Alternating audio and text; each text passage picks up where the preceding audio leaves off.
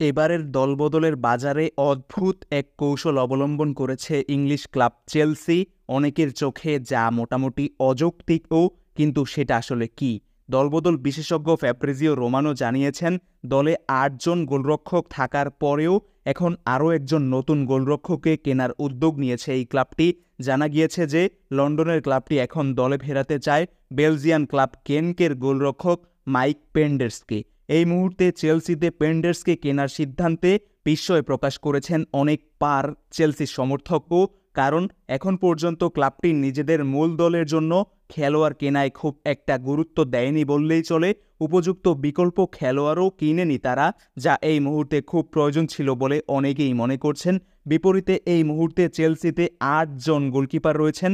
হ্যাঁ, সংখ্যাটা আপনি ভুল শুনেননি, চেলসিতে কিন্তু বর্তমানে ৮ জন গোলরক্ষক রয়েছেন। আর সেই ৮ জন হচ্ছেন Robert Sanchez, Philip জেরগেনসন, Marquis বেটিনেল্লি, Jorge পেত্রোভিচ, Lucas বেকস্ট্রোম, এই বেক, কেপা আরিজাবাগালা ও গ্যাব্রিয়েল সোলমিনা।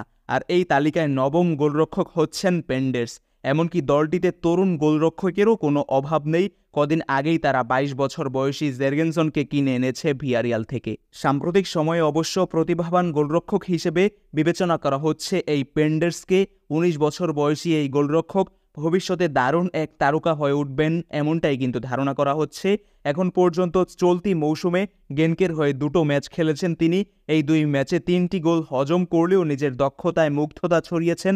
১ দশক আগে এই রকমভাবেই থিবো কর্তোয়াকে ৯০ লাখ ইউরোতে কিনে নিয়ে এসেছিল চেলসি। আর এবার পেন্ডার্সের জন্য ক্লাবটির সম্ভাব্য খরচের ধারণা করা হচ্ছে ২ কোটি ইউরোর কাছাকাছি। কর্তোয়া ও পেন্ডার্সের মধ্যে অদ্ভুত একটা মিলও রয়েছে।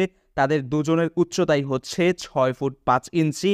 এখন কর্তোয়ার পথে হেঁটে তার মতো সাফল্য পেন্ডার্স পান কিনা সেটাই দেখার অপেক্ষা। যাওয়ার আগে যদি শেষবেলায় আপনাদের দিকেও একটা প্রশ্ন ছুড়ে দেই, এই ৯ জন গোলরক্ষককে নিয়ে চেলসি আসলে কি করবে?